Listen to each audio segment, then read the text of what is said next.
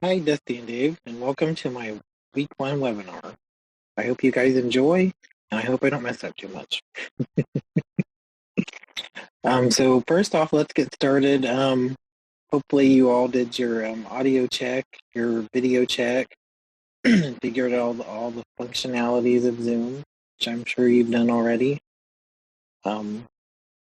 Again, welcome to my webinar. My name is Joe Brinsfield, and let's get started. So first off, let's remove any distractions that might be in our way of hindering our learning. Turn off your cell phones. Do not disturb on your door if you need to. If we hear any, if you have any distractions at home, we'll embrace those. But this is a recorded webinar, so that doesn't really matter here. Let's take a deep breath and relax and get ready to learn.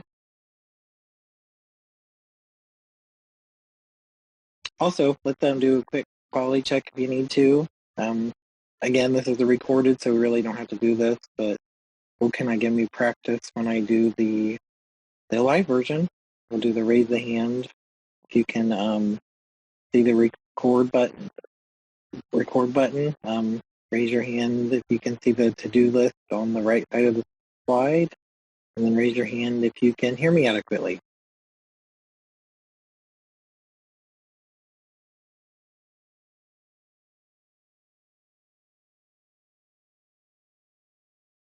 So first off, again, welcome Dusty and Dave to my webinar. We want to kind of go over the learning objectives that I'm going to go over here. I'm going to go over the chapter 2 of our book that we were assigned to read.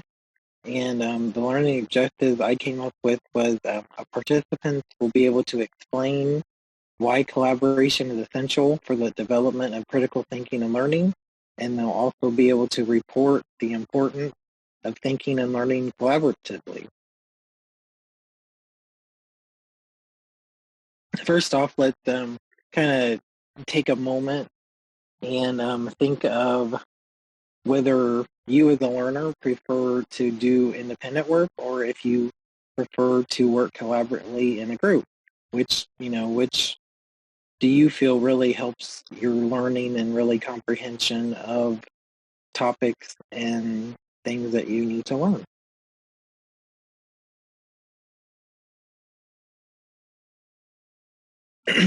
Now that we kind of have that thought in our mind, let's move on and move on within the presentation here and kind of go into how we collaborate. Let's learn how collaborating with others really helps in learning and thinking, and the importance of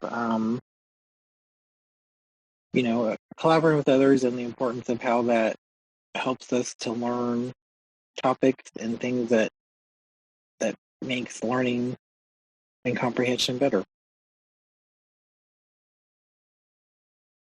First off, let's talk about, kind of take a few minutes. You can hit pause on the video here and kind of think of which group activities that you prefer when you're collaborating with others.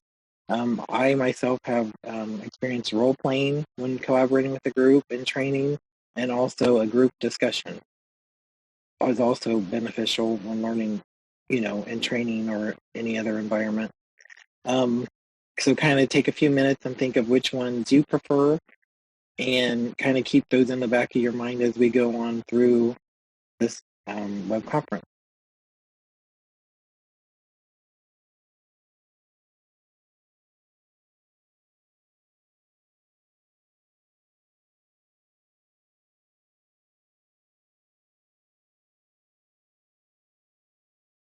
So first off, let's really focus on thinking and learning, and what that entails when it comes to collaboration.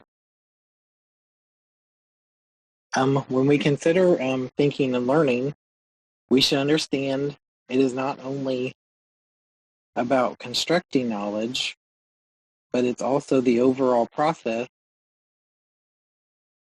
which includes acquiring effective learning strategies and attitudes that help guide in resolving an issue or a problem.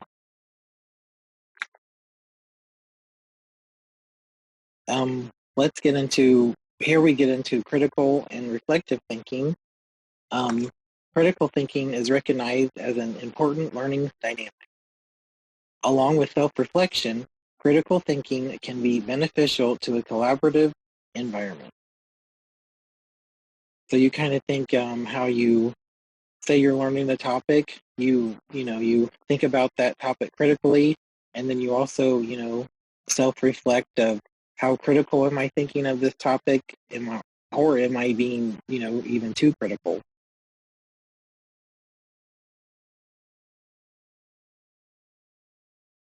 By sharing one's own critical thinking and misconceptions in a collaborative environment with others, it can be enhanced and also beneficial to all by everyone sharing their self-reflections of that critical thinking that they may be doing of that topic.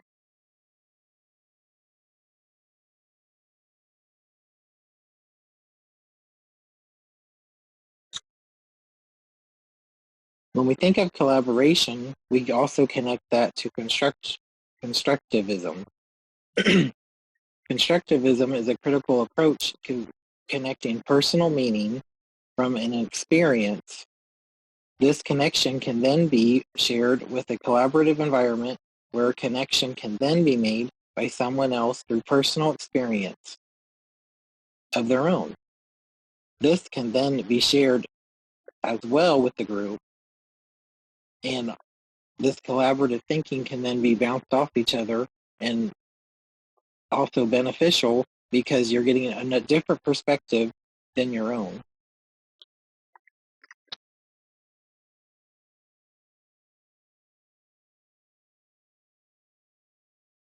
And naturally, people feel compelled to belong to groups that have common interests,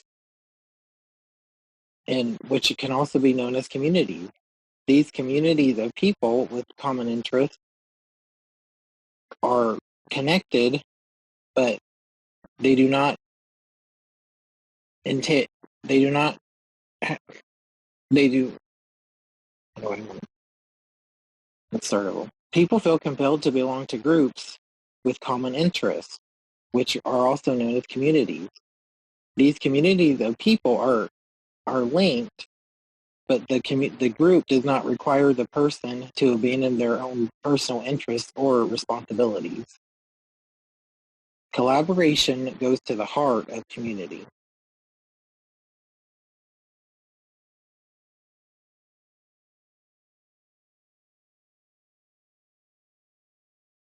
Another aspect of collaboration is competition. Ultimately, competition can hinder quality collaboration because it can undermine the group cohesion when the competition is with each other. But if that group is working together and competing with another group, then competition can be beneficial to the ultimate collaboration of the group.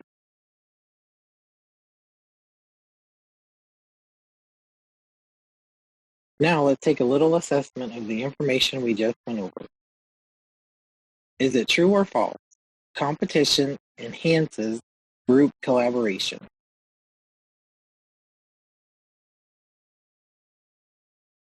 Technically, it could be true or false. Competition enhances group collaboration when that group is competing against another group.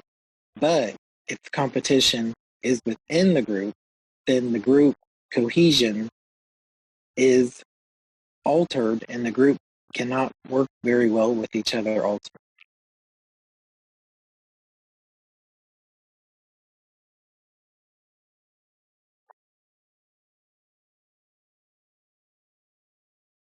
Now let's look at ways how we can use collaboration in other parts of our work or home life.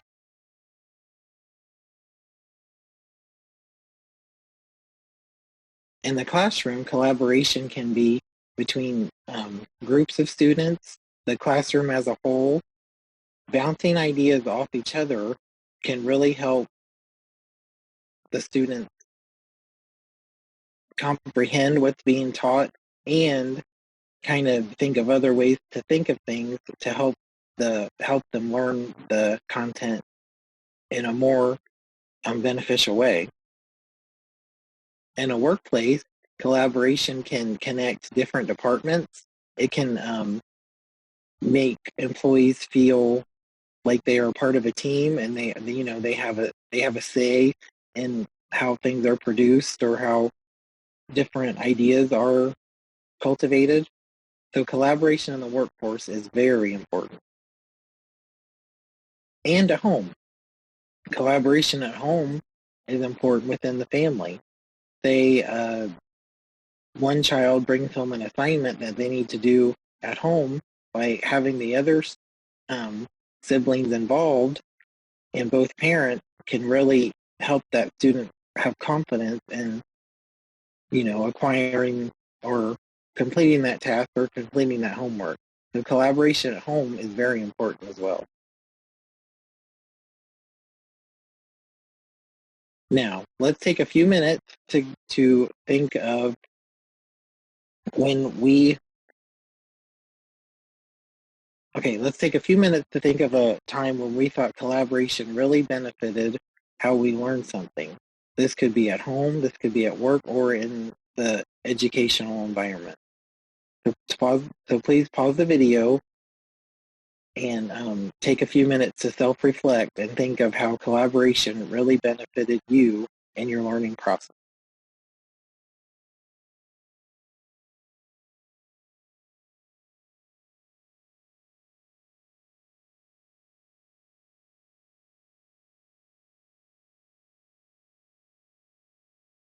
Now let's revisit the big idea. What did we get from this web conference? Well, the ultimate learning objective was for participants to explain why collaboration is essential for the development of critical thinking and learning. Also, participants were to report the importance of thinking and learning collaboratively. The content that we covered should help you meet those learning objectives. Now it's quiz time. To help measure whether those objectives were met, please take the quiz that is within the LMS system along with this video. So after this web conference is completed, please log into your LMS and take the quiz that goes along with this video.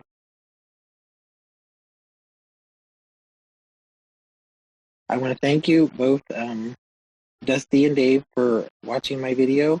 I hope it was educational. I hope you were able to get something from it.